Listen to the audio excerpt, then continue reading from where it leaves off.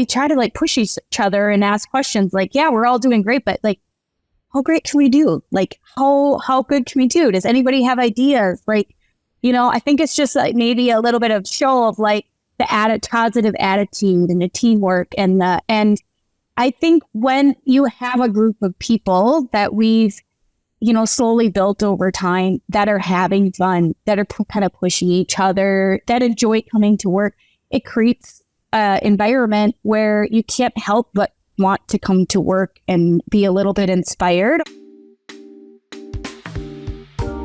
Welcome to the Up Level Dairy Podcast. I'm your host, Peggy Coffee. How good can we get? If you are a high performer who asks yourself that same question every single day too, you will want to hear what Megan Schrupp at NexGen Dairy in Eden Valley, Minnesota has to say about pushing cows, cultures, and herself to the next level of performance, and how technology is getting them all there faster. 7 years ago, this dairy veterinarian left full-time practice and came back to the family dairy, which she now owns in partnership with her husband, Tim, her sister and brother-in-law, Ellen and Brandon Stinger, and her parents, Vern and Mary Kay Becker. 1,000 cows, 11 full-time employees, 6 part-time employees, and a gold mine of data for pushing the full potential at NexGen Dairy. This episode is part of the High Performance Mindset series powered by Nedap. Nedap is future-proofing dairy farms by revolutionizing cowside care through technologies and activity monitoring, cow locating, milk metering, and identification. Listen for more episodes in this series throughout 2023.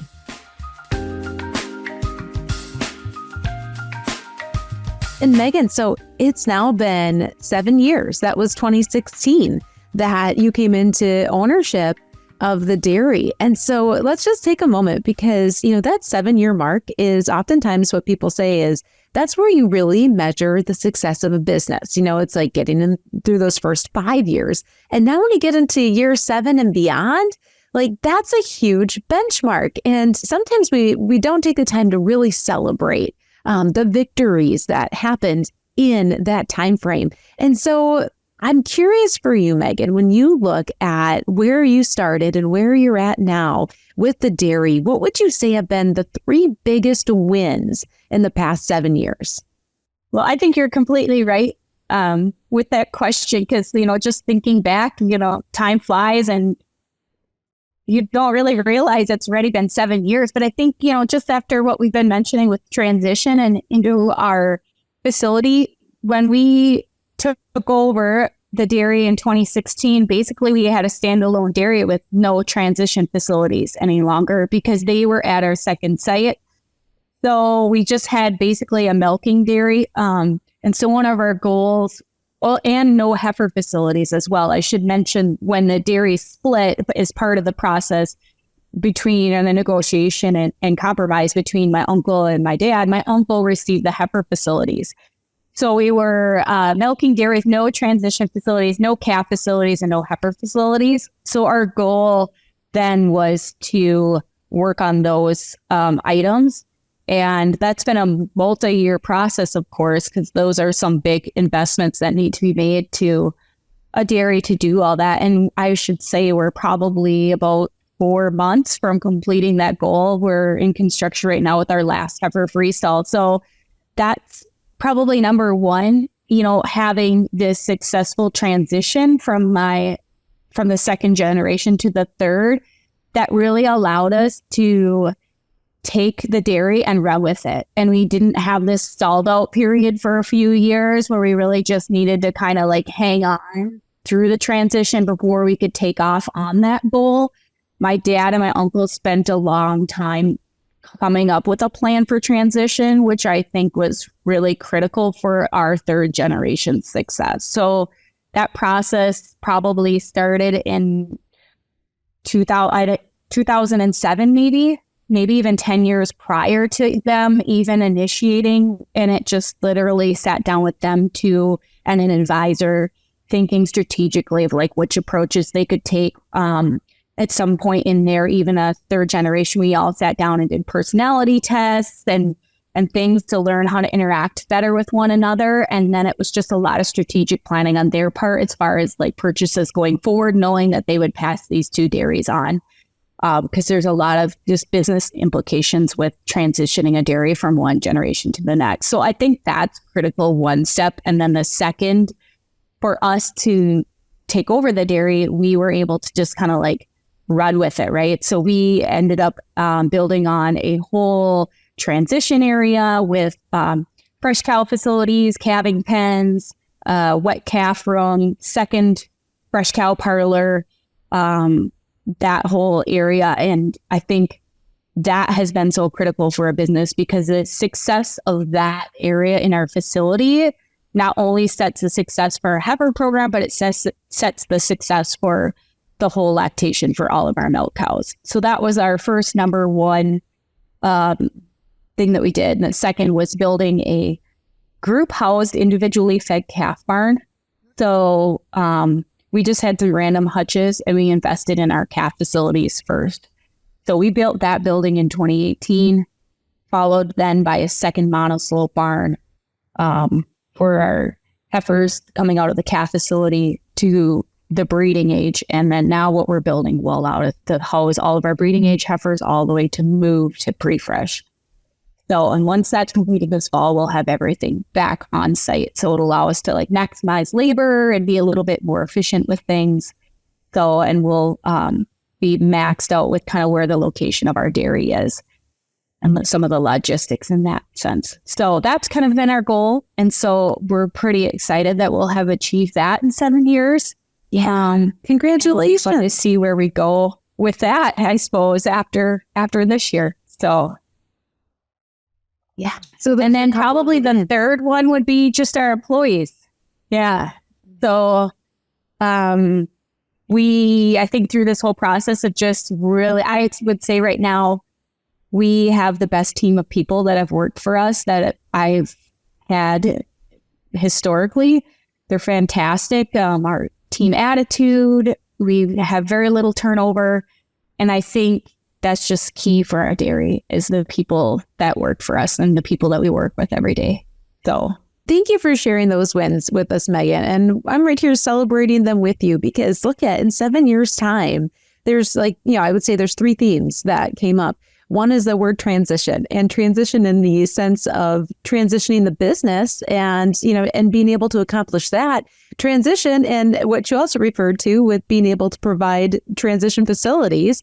And then also that word building. Look what you have built. You've built things that are brick and mortar, so to speak, or concrete and and other, materials. So you've transitioned, you've built. But then the other thing that you've also built up too is an incredible team, as you mentioned as well. So kudos to you. And I'm sure you're always thinking about the future and what's next. And so I hope that you can take this time too to really look at where you have come and how fast 7 years goes fast. And so congratulations to you and your family for being able to make that happen. And I know, Megan, that one thing that you also look at a lot too is technology. In fact, you were just on a stage at the Precision Dairy Conference back in June speaking about technology and the way you use it on your dairy. So how has technology been able to help you reach some of the goals that you've had for your herd and for your cows and to be able to reach those benchmarks? Yeah, well, thanks for the kind words there. We are really invested in tech. I had a lot of fun at the Precision Dairy Conference. It was great. There's super innovative people there, both farmers and in industry. So it's a great conference. We've had tech on our dairy for a long time, probably since 2010 when we had our first activity system in our herd. And we've changed, that's morphed and changed over the years to kind of where we're at now. But we heavily use tech in the management of mostly with the management of our cows. We have a Nedap collar system in right now on our cows that would give us activity, rumination, eating time, laying time. Some of our cows have some ear tags that have some breathing rates, but we heavily use the tech. And I would say that we use it to change our management strategy from maybe putting fires out on a daily basis to predicting the risk of a fire. So is how I maybe would say what we do. So we do a lot more proactive things and more like trying to mitigate risk and preventative strategies and pivoting is the quicker we can pivot. So maybe some of the large group decisions that we would make, we use some of the tech to maybe give us some data to make informed decisions that we can pivot a little bit quicker than, for example, previously, I have a whole pen of cows that's down on milk. And why did that happen? So we're a little behind the gun on that sort of approach. Now we're way more in front of the gun. And the data that we use is giving us some hard numbers instead of the decision of, I think or I feel. This is the actual number. This is what the cows are actually saying. So we love using tech. It's really like just made us, I think, to go to the next level, and both with that sort of approach and then also with labor. No, we're just so much more efficient because we can just focus on the things that the data tell us that we need to focus on, rather than trying to find issues that need to be dealt with. The technology is telling us what needs to be done, so we can be a lot more efficient with both my employees' time and our time, and focusing on things that would bring us the most value. Yeah. And so, Megan, when you talk about that transition from putting out fires to being able to prevent the risk of fires, that's something that really jumps out in what you shared here, and how that's also been able to empower your team to make really good database decisions. Is there any example that you can share where you've been able to use technology to really help to reach the full potential of the cows? Maybe it's on the repro side, maybe it's on some health metrics. Is there something that comes to mind that just really stands out where you've been able to take that information and that tech and use it to make to make a difference? Sure. I would say there's a lot of really specific examples I could use, but I would say one that I really like to share is maybe a little bit more concept based. And so one of the goals on our farm is to increase the age of our cows. We'd like our cows to stay in the herd longer. And so we use tech in a lot of those ways to help us to manage the cows. So for example, a key to any dairy is the success of a transition program. So we would use the tech in this example to heavily manage each individual cow without having to take the time to do it, right? We rely on the tech to manage each cow and give us the data back on each cow. And then we can focus on a cow, if she may need some probiotics or any additional therapies, like we can jump right in and support her. Or for example, the majority of our cows, we don't need to bother them. They just are trucking along, and cows, we have to remember, are prey animals. They like to be in a herd. They like routine. They just don't really like being messed with, and they just like to lay around and chew their cud. And so the tech just was a great way to monitor those cows through that transition period, through that stressful period. And so we try to just let the tech tell us when we need to assist, and let's just let those cows be cows, reduce stress, just let them be comfortable, just let them go on and be a cow. So we use, and specifically what we would use in that would be the data that would come back would be minutes that they spend eating or lying, or minutes that they spend ruminating.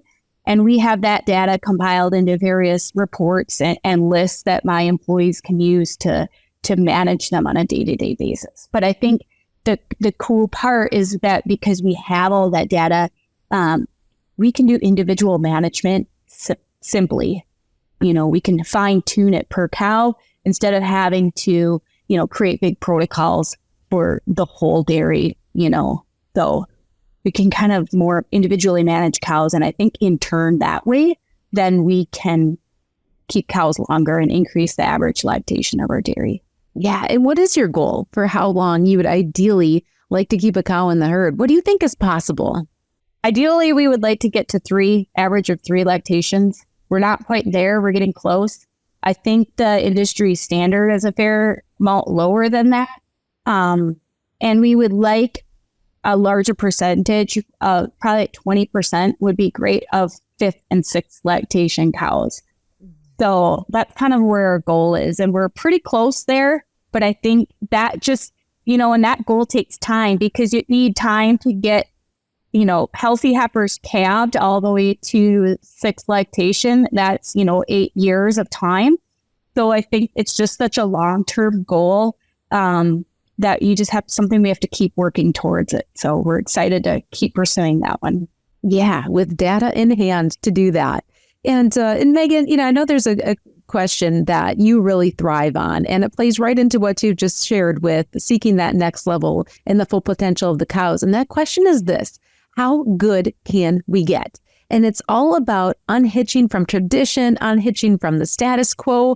Describe your vision for unlocking the full potential of your dairy farm over the next 7 years. We talked about how far you've come, but when you look ahead, we'll divide this into a couple categories. And the first one is people and culture. So what's your vision for unlocking the full potential of the people and culture at NexGen Dairy? Yeah, that's a question we say a lot, and I use that in different aspects with our team, both for goals for them, but then, as far as a whole team as well. And I think it's just a way for us to, and it's maybe come around because we have a lot of fun on our dairy. The team of people are great. They all work well together. And so it's just kind of, I don't know, we try to push each other and ask questions yeah, we're all doing great, but how great can we do? How good can we do? Does anybody have ideas? I think it's just maybe a little bit of show of the positive attitude and the teamwork and I think when you have a group of people that we've, slowly built over time that are having fun, that are kind of pushing each other, that enjoy coming to work, it creates an environment where you can't help but want to come to work and be a little bit inspired, or if you're having a bad day at home, you come to work and you're it's fun. People are in a good mood and I like being here, and it's a way, to go and enjoy your day. I mean, we spend most of our lives at work, right? And so why not love what you do and, just have fun with it? And so that's why we push each other to say how good can we get? How good can we do? What else? What's next? So, yeah. And when you're asking those questions of yourself and of your partners and of your employees, do you think that helps to create culture that really thrives on that? I think so. I think it creates a culture of excellence and a culture that knows that we're not here to just be status quo and just to milk cows and whatever. We're here to be caretakers, and we're here to produce food for our community, and we're here to provide a good living for our families and a great environment. So I think it pushes the whole dairy to say that we're proud of what we do and, bring it on. Let's go. What's next? How good can we get? Yeah. Okay. And how good can we get? We're going to go back to that question. And the next vein that I want you to speak to is, what's your vision for unlocking the full potential of your dairy as a business? Whether it's from the profitability side or the performance side, what is your vision for that? I guess for us, it comes down to just, setting goals. We set goals as a management team between owners, and then we set goals in various areas in our dairy. And so we routinely have meetings and kind of talk about how things are going and where we want to see them go. Can we set goals to that? Where are we in an aspect of those goals? And in certain areas, the goals are pretty honed in. Where are other dairies at? I love listening to this podcast too, because I love hearing what are other dairies doing and what are their goals, and are we close to their goals? And if we keep reaching our goals, and with technology, that's really helped. For example, in cow health, we've met our goals quarterly for quite a while, and so it's well, how dialed in can our goals be? How and I think that presents another challenge, because not only can we see if we can dial in our goals, but then I also always try to bring things back to economics as well. don't really want to spend a lot more money to make my repro. If my repro is excellent, I don't need to spend a lot of money to make it, extremely excellent. But how can we even hone in our goals more and keep the things simple and not increase our inputs? So that's kind of like where we're at now as far as like business wise. We're reaching our goals, and if we are reaching our goals, how honed in can we get our goals, and how can we do things more simply, and how can we do things more economically? Are we, and where would we really be limited, and what can we do with that? So I guess we're constantly just, asking questions of ourselves and having discussions with the team and looking for feedback and feeding off of one another. Yeah. And so that's how you look at the future for the business side of the dairy. And you touched a little bit in your response there on the cow side. How good do you think you can get in some of those areas? Like you just mentioned, when it comes to the repro side, it's like, okay, is it worth the investment to get to that next level when you're already doing really good? But what else do you think is possible? I mean, we also talked about longevity. Are there other benchmarks and goals that you're striving for with the herd and, with the data to help as your guide there, to really ask that question and, determine the answer? How good can we get with the cows here at NexGen? Yeah, I guess with the cows and like with health, I mean, we kind of monitor where we're at and try to really stay tuned on that and honed in on those things. I think the challenge to limiting to seeing how good we can get is keeping, what do I want to say, like consistency daily with daily tasks on the farm each day and focusing on the final 5% or 3% of cows in each area. So whether it's reproduction, focusing on those last few little bit and being consistent in that area and doing that on a daily basis and doing that simply. And that's probably the biggest challenge. So, or when you talk about herd health, right? So each day having a simple protocol that allows you to look at every cow is probably very challenging to do consistently with time. So that's kind of what we're really focusing in on, like going forward and really trying to look at is to get better is to be, what is the very last little bit for each day, whether it's cow health, whether it's reproduction, whether it's vaccination, whether it's, nutrition, like the little extra at the end, making sure all those things get done each day, but not having things to do that having protocols that allow you to do that or management activities that allow you to do that are super complex, creating simple daily routines for employees that allow them to do that and then following through on that each day. So then at the end of the year, right? Because those things all add up. So then by the end of the year, that's when you see the returns. Or at the end of 7 years, right?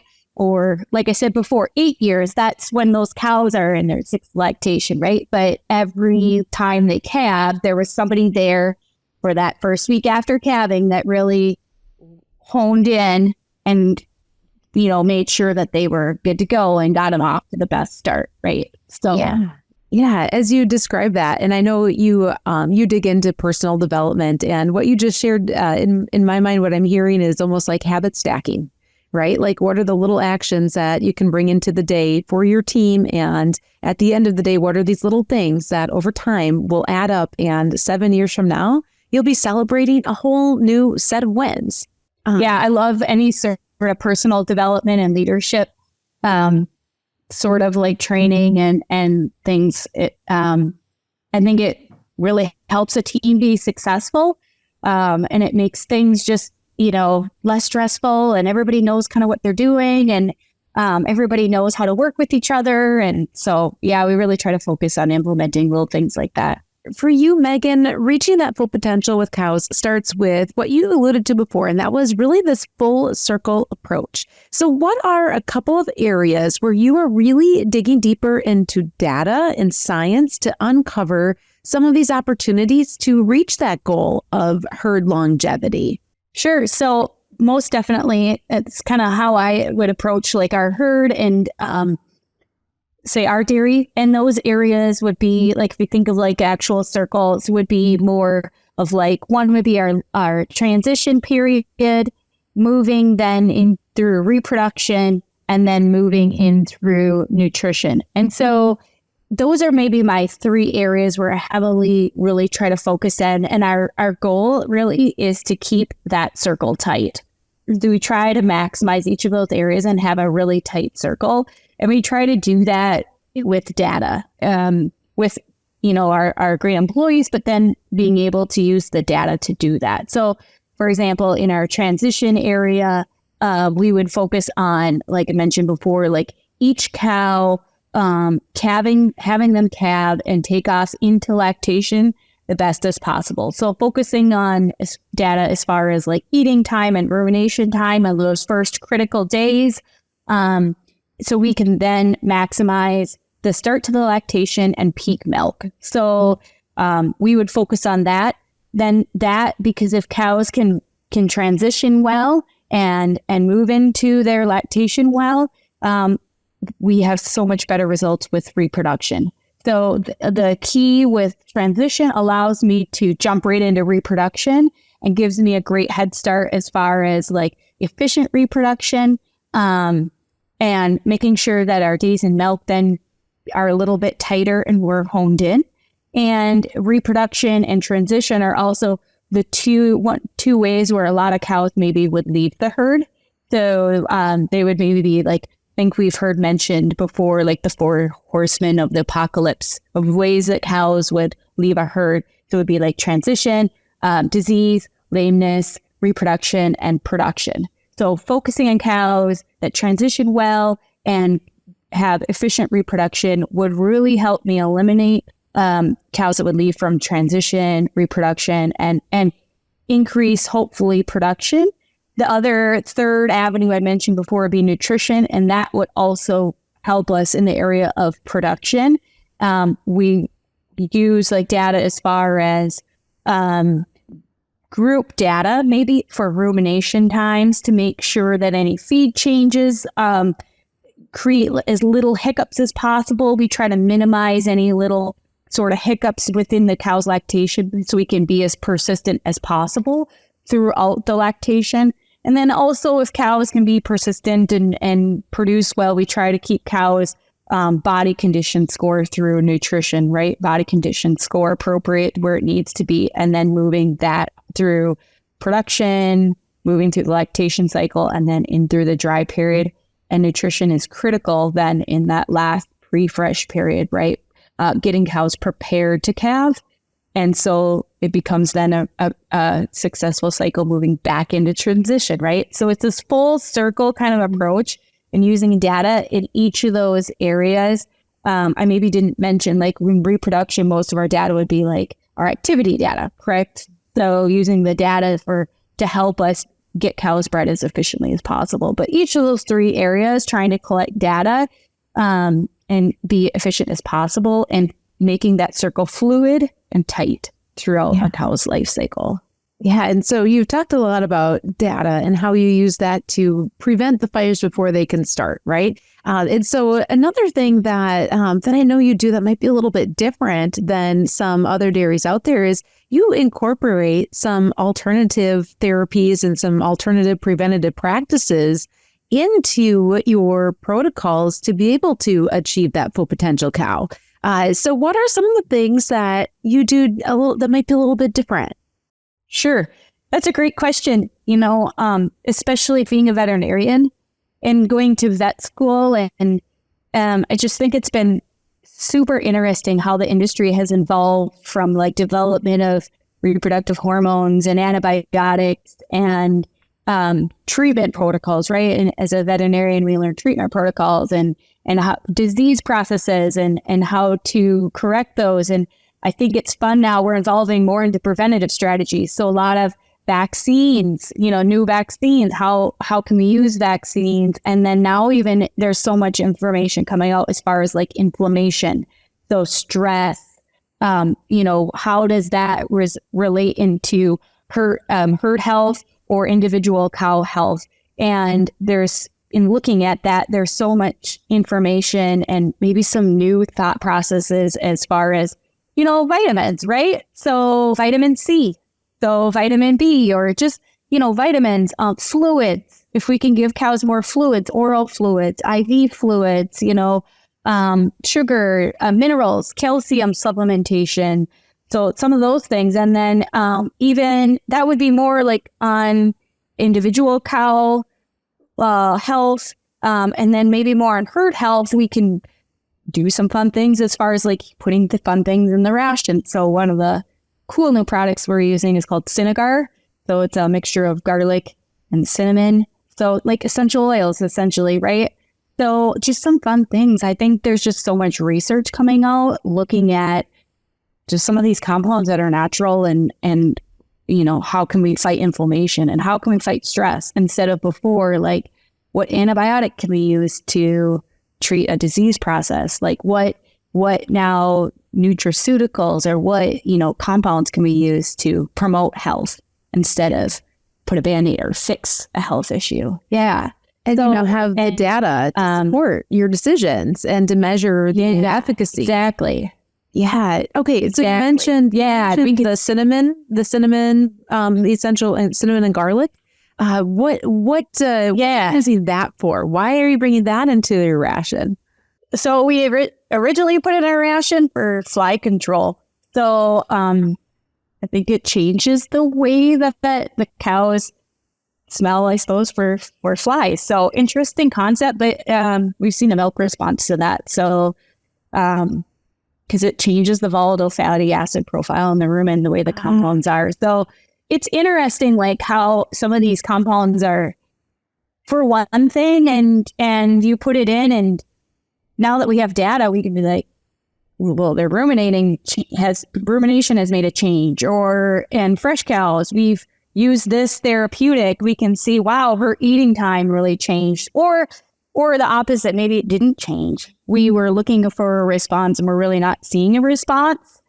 So rather than looking for, I think it's so much more fine-tuned than looking for like a milk response, right? We put a ration change in, or we put the Cinegar in the ration, and several days later, maybe we saw a response, but in that time, what else has changed, right? In that time, did the weather change? Did anything else change? Versus we put in the ration, and then the next day we can see, like, are they ruminating different? Are they eating different, or things like that, and make more objective decisions. Yeah. And so you've really been able to fine tune what you want to include, what's worth it, what's not. And would you say you've been successful at being able to cut out some of the treatments, by being more proactive on the preventative side? Yeah, most definitely. We've dramatically decreased our antibiotic use. And I guess we use more of like the data to tell us like, what is the cow feeling? So if I have a cow that's eating well, her eating time in minutes is high, in proportion to like where we feel our herd should be.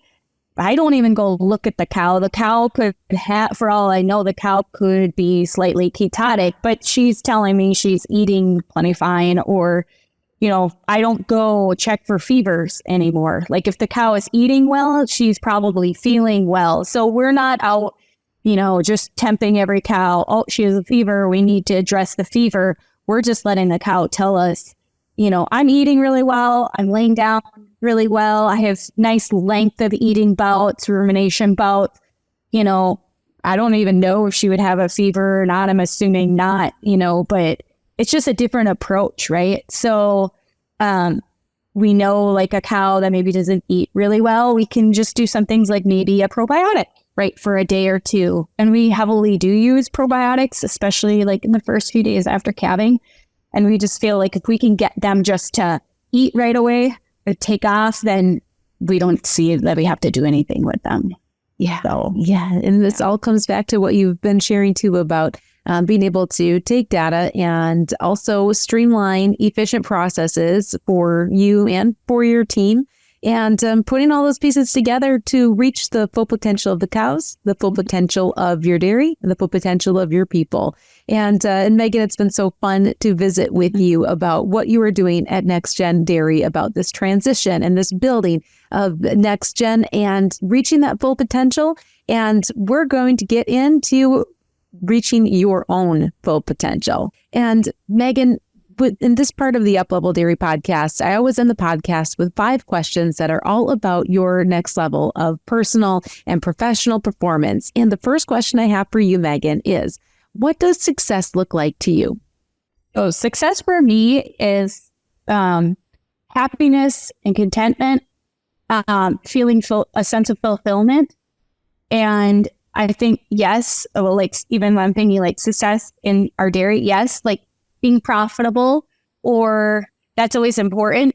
But success for us and on our dairy too is not just about, making the money and milking all the cows, but, providing a workplace for people to come work and to, provide those people with a good living and a good job and place where they enjoy working. And also to provide a successful dairy for me is like, we provide a good living for our cows. So we provide a good life for the animals that we are entrusted to care for. Yeah. And that was part of your pledge as a veterinarian, right? Yeah. And you get to live that. Yeah, actually it was. Yes. Yeah. Yeah. All right, Megan, in 3 words, how do you want to show up each day? I want to show up with a positive attitude each day. With some humility and also excitement for the day's activities, excited to learn, excited to work with people. Yeah, those are probably my 3. And if I had a 4th, it would probably be discipline. So, and round that out. There you go. So positive, humble, excited, and we'll throw one more in, disciplined. And you're owning it. You are owning it. What are the words that you live by? What are the words that, that are your inspiration and your drive? So I love that you asked this question, because I thought of when, thinking about it, listening to previous podcasts and whatnot, I always kind of laugh like, what am I actually living by, or what I like to strive to live by, right? Like for goals of, and I would say right now, I live by busyness. So I'm extremely busy. I get involved in maybe way too many things. And so, but I strive for simplicity. So really focusing on things that I love and things that I feel are valuable, putting my time into. And I also live by learning. So learning new ideas, learning new things, new adventures. We always say we're having new adventures on the dairy. And then kindness is key for me. And recognizing that, everybody's struggling right in their own way. Everybody's got their own thing going on. So just being kind is really, really important for me. Oh, those are great. Thank you for sharing those. And Megan, who are the thought leaders that you follow? Anyone that you like to tune into, authors, speakers, even people within your own circle. Who do you tune into for wisdom?